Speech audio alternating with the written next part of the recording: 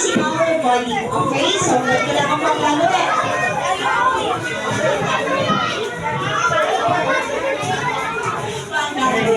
Diba?